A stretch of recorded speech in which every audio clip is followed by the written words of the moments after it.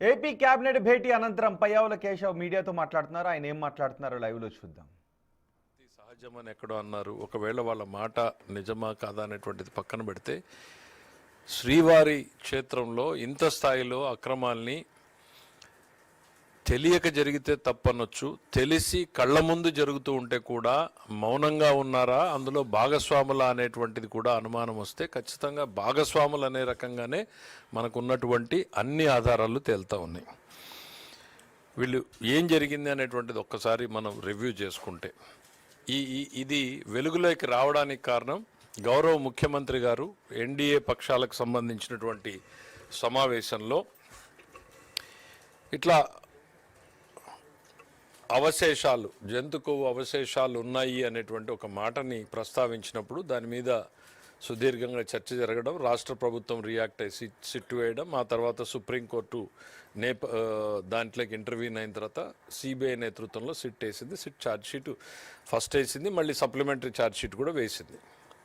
అయితే ముఖ్యమంత్రి గారు ఏ నేపథ్యంలో దాన్ని మాట్లాడారు అనేటువంటిది మనం మరొక్కసారి స్పష్టం చేయాల్సినటువంటి అవసరం ఉంది. ముఖ్యమంత్రి గారు ఏదో క్యాజువల్గానో రాజకీయ కోణంలోనో మాట్లాడలేదు. ఆ రోజు ప్రభుత్వానికి అందుబాటులో ఉన్నటువంటి సమాచారం, ఎన్డీడీబీ సిఏఎల్ఎఫ్ రిపోర్ట్, ఇందులో లాస్ట్ పేజ్కి వెళ్తాను ఎందుకంటే కన్క్లూజన్స్ అక్కడే ఉంటాయి కాబట్టి. మీకు ఇవన్నీ కూడా కొన్ని షేర్ చేయడం జరుగుతుంది. ఇందులో వాళ్ళొక టెస్ట్ ఏదో చేశారు గీకి, ఆ టెస్ట్ చేసినప్పుడు ఎస్ వాల్యూస్ ఏంటి అన్నప్పుడు ఆ ఎస్ వాల్యూస్ ఏవో తేడా ఉన్నాయి. ఇట్ ఈస్ ప్యూర్లీ టెక్నికల్, దాన్ని కాసేపు పక్కన పెడితే దీనివల్ల ఈ ఎస్ వాల్యూస్ తేడా ఉండడం మూలాన ఏంటి అంటే వాళ్ళు రాసింది S value equation for its suspected adulterants as per ISO ప్రకారం, కోడ్ ప్రకారము ఏవేవి ఇందులో సస్పెక్టెడ్ అడల్టరెంట్స్ ఉండేటువంటి అవకాశం ఉంది. ఇది మనం ముఖ్యమంత్రి గారు ఏదో చేసిన ఆరోపణ కాదు. ఎన్డీడీబీ ఆ రోజుకు అందుబాటులో ఉన్నటువంటి రిపోర్ట్లో ఏం చెప్పారంటే, soybean, sunflower, Alia, rape seed, cotton seed, fish oil number 1 column. Number 2 column coconut and palm kernel fat. Number 3 palm oil and beef టాలో. Number 4 lord. దయచేసి వెనక మాట్లాడే వాళ్ళు బయటికి వెళ్ళి మాట్లాడొచ్చమ్మా. నంబర్ 4 ఇందులో ఫిష్ ఆయిల్ ఉంది, బీఫ్ టాలో ఉంది, లార్డ్ ఉంది. ఇవి సస్పెక్టెడ్ అనేటువంటిది ల్యాబ్ ఇచ్చినటువంటి రిపోర్ట్. దీని ఆధారంగానే గౌరవ ముఖ్యమంత్రి గారు ఆ రోజు మాట్లాడారు. ఇన్ఫ్యాక్ట్ ఆ రోజు సమాజం నివ్వెరపోయింది. ఏంటి ఇది, ఎందుకనంటే ఆ రోజుకి ల్యాబ్ రిపోర్ట్ ఉంది అనేటువంటిది కూడా బయట పెట్టలేదు. తనకు సమాచారం వచ్చిందని గౌరవ ముఖ్యమంత్రి గారు మాట్లాడారు. పోనీ ఇదేమన్నా మొదటిసారా అని ఒక్కసారి చూస్తే, గౌరవ ముఖ్యమంత్రి గారు ప్రమాణ స్వీకారం చేసిన వెంటనే వేసిన ఫస్ట్ 2 పోస్టింగ్స్లో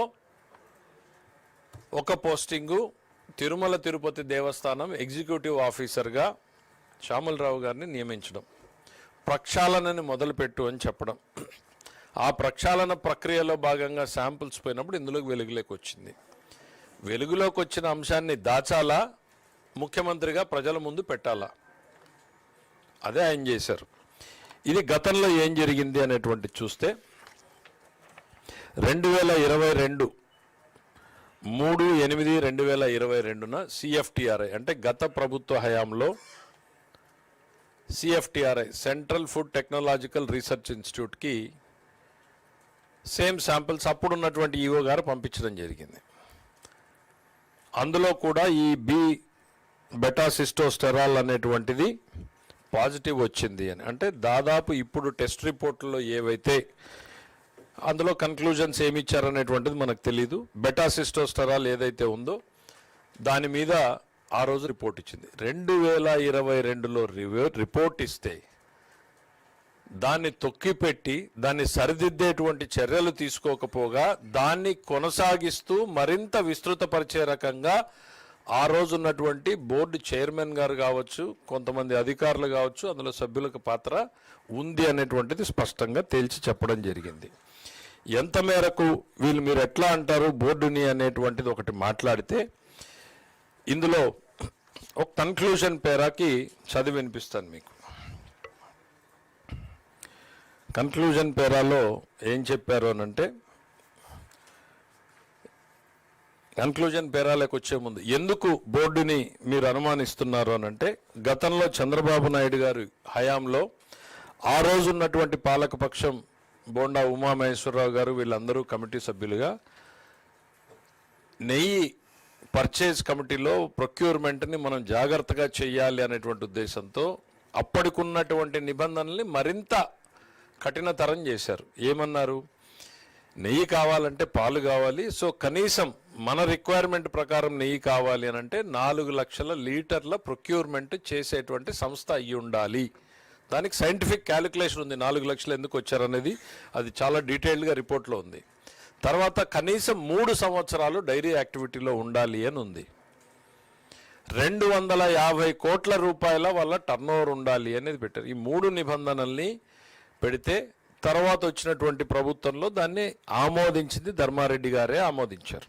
ఆ నిబంధనల్ని ధర్మారెడ్డి గారు అండ్ తర్వాత ఉన్నటువంటి ఈవో గారు ఆమోదించిన తర్వాత ఈ టెండర్లు చేయాలి అనుకున్నప్పుడు ఒక టెండర్ జరిగింది. దాని తర్వాత వెంటనే ఒక రిప్రజెంటేషన్ తీసుకున్నారు. ఏమని, ఒక ఆలోచన, కాంపిటీషన్ తక్కువ వస్తుంది, సరళీకృతం చేయండి అని వెంటనే 3 నిబంధనల్లో మార్పు చేశారు. 250 కోట్ల నుంచి 150 కోట్లకు తగ్గించారు. 1 సంవత్సరం ఎక్స్పోజర్ ఉంటే చాలు అని చెప్పారు. అసలు పాలు ప్రొక్యూర్మెంట్ లేనాల్సినటువంటి అవసరం లేకుండా తీసేశారు. పాలు లేకుండా నెయ్యి అనేటువంటిది చేయగలరా అనేటువంటిది సామాన్యులు భక్తులు ఆలోచన చేయాల్సినటువంటి ప్రభుత్వం. ఆ ప్రశ్న, ఇందులో దురుద్దేశం ఉందనుకోవాలా లేదనుకోవాలా మీరు చెప్పండి. నెంబర్ 1, సరళీకృతం చేసిన తర్వాత వీళ్ళు మళ్ళీ టెండర్లు పిలిచారు. ఆ ప్రక్రియలో భాగంగానే ఎప్పుడైతే సరళీకృతం చేయడం జరిగిందో ఈ అప్పటిదాకా అక్కడికి దరిదాపుల్లోకి రానటువంటి సంస్థలు అన్నీ కూడా వచ్చినాయి. ఏదో బోలే బాబా, ఇంకా చాలా డీటెయిల్డ్గా వెళ్తే ఆ బోలే బాబా సంస్థకి ధర్మారెడ్డి గారి పిఏ వెళ్ళి మీరు టెండర్లో పాల్గొనాలని అంటే మాకు లీటర్కి 25 రూపాయలు ఇవ్వాలి అని చెప్పడం, డిమాండ్ చేయడం, అతను ఇవ్వను అనటంతో సుబ్బారెడ్డి గారి పిఏ చిన్నప్పన్న డిమాండ్ చేయడం, వాళ్ళకి ఏదో కుదరకపోతే ఇక్కడికి వచ్చి సంస్థలో ఇవన్నీ కూడా స్టేట్మెంట్స్లో వచ్చి అతను వాళ్ళని బ్లాక్ లిస్ట్లో పెట్టించడం జరిగింది. సో అప్పుడు బోలే బాబా ఇంకొక సంస్థ రూపంలో టైఅప్ పెట్టుకుని ఆంధ్రప్రదేశ్లో ఉన్నటువంటి వైష్ణవి డైరీస్ అనేటువంటి వాళ్ళని పెట్టుకుని ఈ టెండర్లో పార్టిసిపేట్ చేశారు. అందులో శాంపుళ్ళు బయటకు తీసినప్పుడే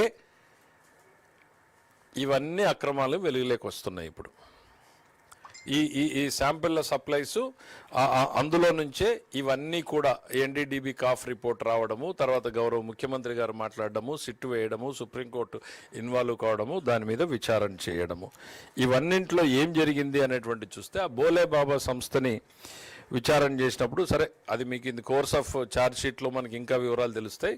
ఇప్పటిదాకా మనకు వీళ్ళు చెప్పడం ఏంటంటే ఈ డైల్యూషన్ ఏదైతే చేశారో ఈ డైల్యూషన్ చేయడం కూడా 5 నెలల్లోనే చేశారు.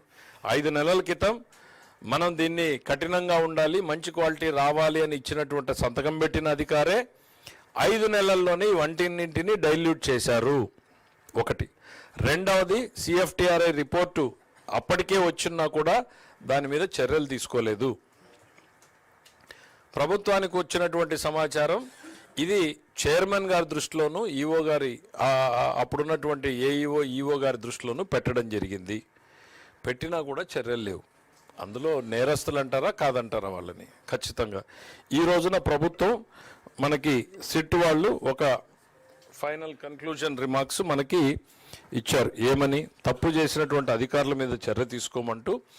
దాంట్లో ఏం చెప్పారు అనంటే, the committee recommended relaxation of tender conditions without conducting any comprehensive analysis, technical evaluation, field level assessment and recommendations were approved by the then senior officers, namely O. Balaji, FA and CAO, and Sri A.V. Dharmareddy, additional executive officer, and Shri Anil Kumar Singhal, IAS Executive Officer, without application of mind, resulting in dilution of quality safeguards and compromise in the quality of the ghee procurement.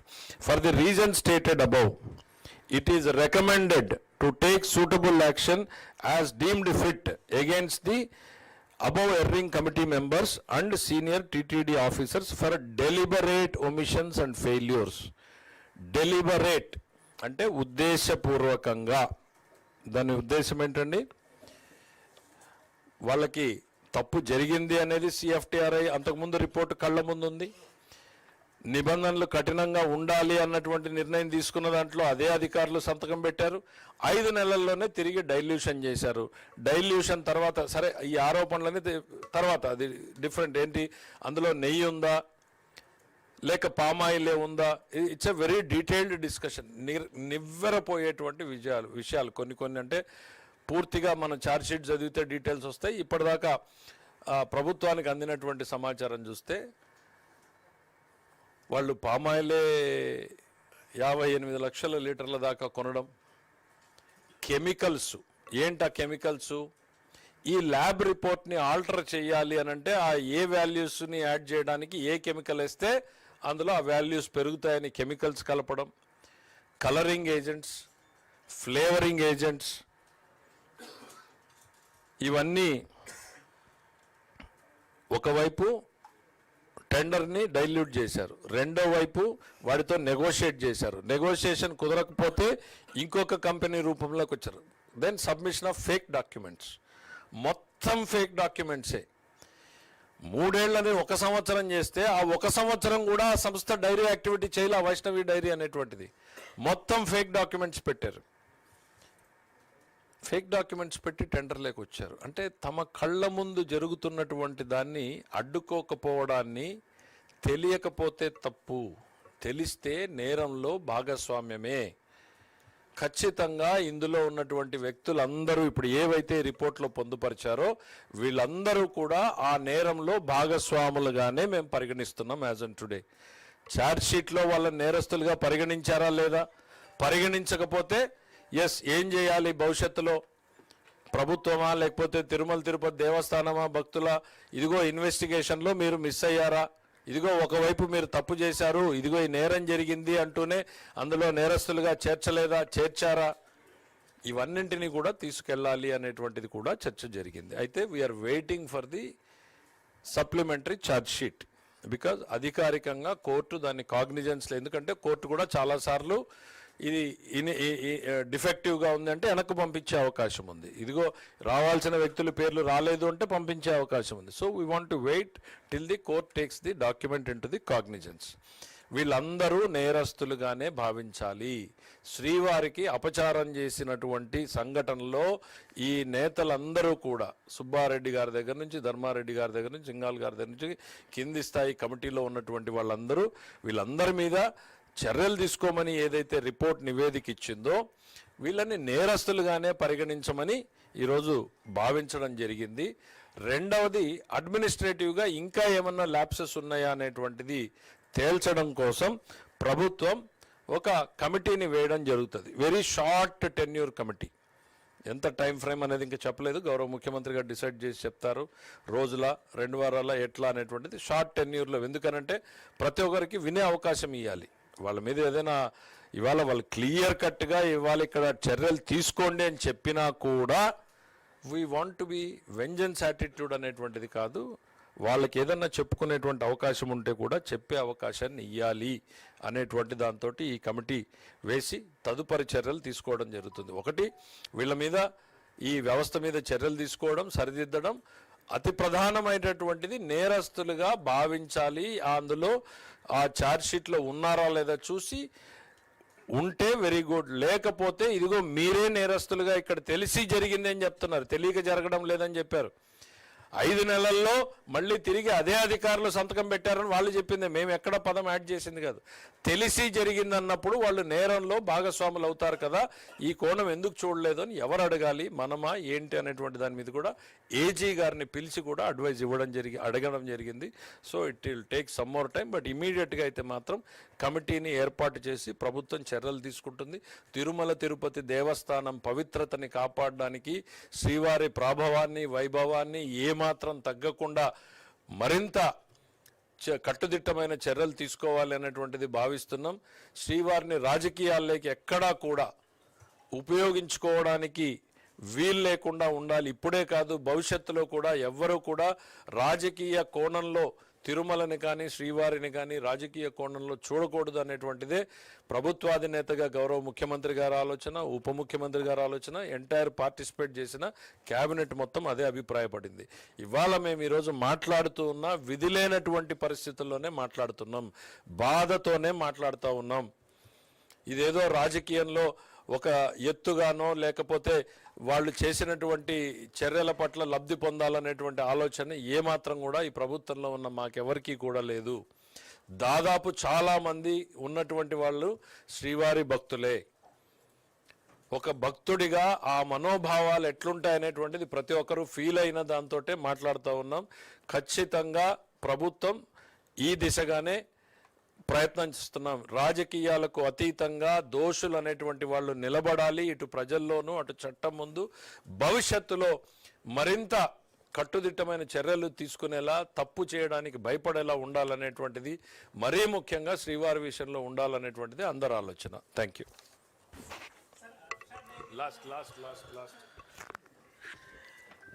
ఈరోజు జరిగిన cabinet సమావేశంలో గౌరవ ముఖ్యమంత్రి గారు అందించిన సమాచారం, అదేవిధంగా ఈ సమస్య పైన గౌరవ ఉప ముఖ్యమంత్రి గారు పవన్ కళ్యాణ్ గారు రాష్ట్ర వ్యాప్తంగా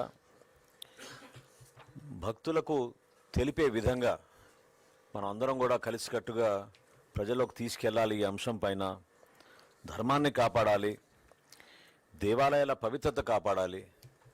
అంతిమంగా ఇది రాజకీయ కోణం నుంచి కావాలని కొంతమంది దుర్మార్గంగా వ్యవహరిస్తున్నా కూడా ప్రతిఘటించే బాధ్యత కూడా మనపైనే ఉందనే విషయం ఆయన పదే పదే ప్రస్తావించారు. ఇక్కడ వెంకటేశ్వర స్వామి భక్తుల సెంటిమెంట్స్తో ముడిపడిన అంశం. ఇప్పుడే సోదరులు కేశవ్ గారు చెప్పినట్టు ఎక్కడ కక్ష సాధింపు లేకుండా పారదర్శకంగా చేసే కార్యక్రమం 100% ప్రజలకి తెలపాలనే ఉద్దేశంతో ఈరోజు ఇంత సుదీర్ఘంగా 3.5 గంటల సేపు కేబినెట్ సమావేశం జరిగినప్పుడు మధ్యలో గౌరవ అడ్వకేట్ జనరల్ గారిని కూడా ఆహ్వానించి ఆయన సలహా కూడా తీసుకుంటే ఉత్తమంగా ఉంటుందన్నప్పుడు క్యాబినెట్లో ఆయన్ని కూడా ప్రత్యేకంగా ఈరోజు ఆహ్వానించి సమాచారం, వాస్తవాలు ఏంటి, ఏ విధంగా ప్రొసీడ్ అవ్వాలనే విషయం పైన చాలా కూలంకషంగా చర్చించాం. ఎప్పుడైతే ఎన్డీడీబీ రిపోర్ట్ ఆధారం చేసుకుని జరిగిన వాస్తవాలు మనం కప్పిపుచ్చకుండా నిజాయితీగా ప్రజల్లోకి వెళ్ళాలని ముఖ్యమంత్రి గారు భావించారో, ప్రభుత్వం తరఫున మీ అందరం కూడా కూటమిలో భాగంగా 100% ఏకీభవించి శ్రీవారి భక్తుల మనోభావాలు ఏనాడు కూడా దెబ్బతినకూడదు, వీళ్ళు భక్తుల మనోభావాలతో ఆడుకున్నారనే విషయం తీసుకెళ్ళాం. ఈరోజు క్యాబినెట్లో చర్చకు వచ్చిన అనేక అంశాలు నిజంగా చాలామందిని ఆశ్చర్యపరిచినాయి. సహచర మంత్రులందరూ కూడా ఈ విధంగా వాళ్ళు చేసిన తప్పుల్ని ప్రజల పక్షాన మేము మాట్లాడుతున్నప్పుడు, భక్తుల పక్షాన మేము మాట్లాడుతున్నప్పుడు ఎదురుదాడికి దిగి రాష్ట్రంలో ఏదో విధంగా సమస్యలు సృష్టించడానికి చూస్తున్న ఆ పార్టీ.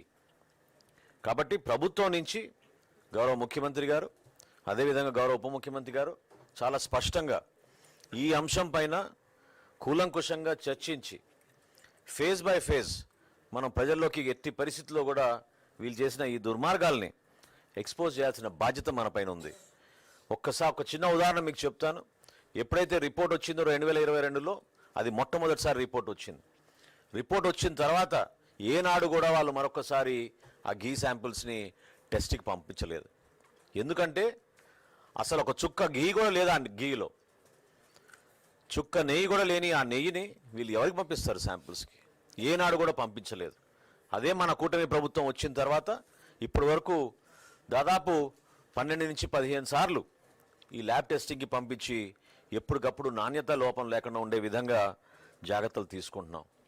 దయచేసి ఈ ప్రయత్నం భక్తులందరికీ కూడా ఏ విధంగా వీళ్ళు మన సెంటిమెంట్స్తో ఆడుకుని ఆ పవిత్రతని కాపాడే విషయంలో ఎంత కాంప్రమైజ్ అయిపోయారో తెలిసే విధంగా మీ అందరం చేస్తున్న ప్రయత్నం, దానికి ప్రతి ఒక్కరూ అర్థం చేసుకుంటారని, అదేవిధంగా రాబోయే రోజుల్లో ఈ పారదర్శకంగా చేసే ఈ ప్రక్రియలో ఎవరు ఎటువంటి తప్పులు చేసినా కూడా కఠినంగా వాళ్ళపైన చర్యలు తీసుకోవాల్సిన అవసరం, బాధ్యత కూడా ఉంది. కాబట్టి రాష్ట్ర కేబినెట్ ఈ రోజున ఆ విధంగా గౌరవ ముఖ్యమంత్రి గారి నేతృత్వంలో ఆ నిర్ణయాలు తీసుకుని ముందుకెళ్ళాం.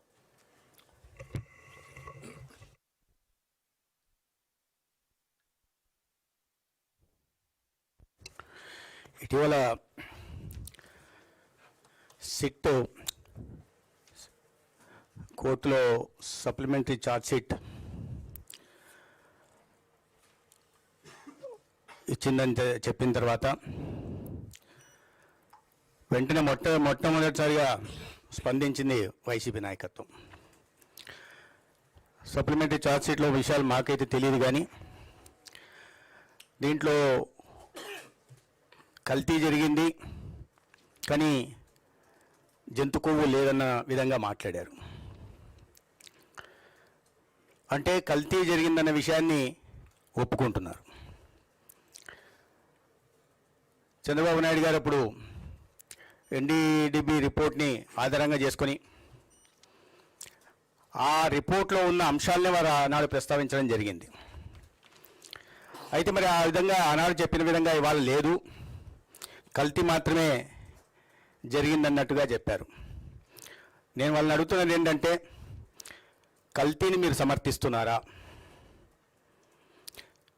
కోట్లాది మంది భక్తులు ఆరాధించే ప్రత్యక్ష కలియుగ దైవం వెంకటేశ్వర స్వామికి నైవేద్యంగా సమర్పించే లడ్డులో కల్తీ జరిగిందని మీరు సమర్థిస్తున్నారా, అంగీకరిస్తున్నారా? దాన్ని మీ పార్టీ నాయకత్వం సమర్థిస్తున్నదా? సమాధానం చెప్పాల్సింది.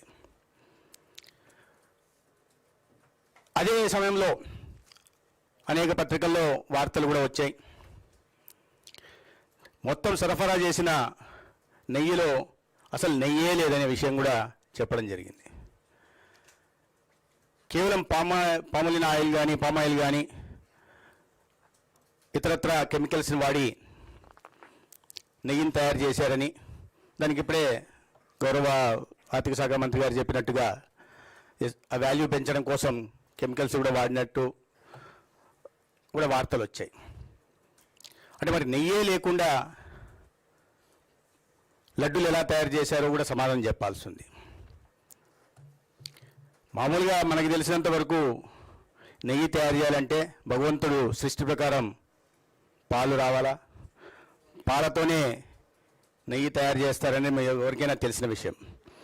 కానీ వాళ్ళ వైఎస్ఆర్సీపీ నాయకత్వం ప్రతిసృష్టి చేయడం, అందరూ దేవుళ్ళుగా తయారైపోయి ప్రతిసృష్టి చేసే ప్రయత్నం చేస్తున్నారు.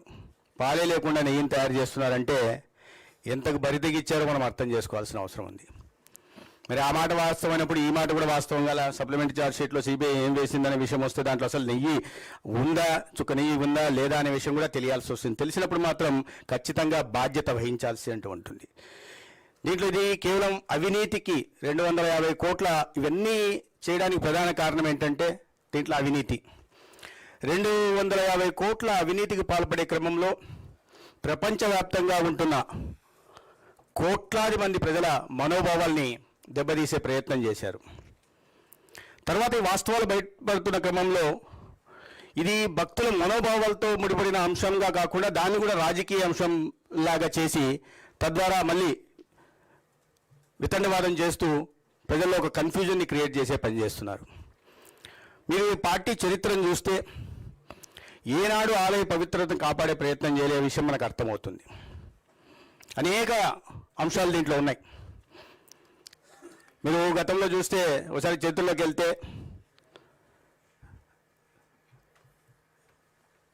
భగవంతుడు 7 కొండలపైన నెలకొని ఉన్నాడనే విషయం అందరికీ తెలిసిందే. ఏ చిన్న పిల్లోడినైనా అడిగినా చెప్తారు.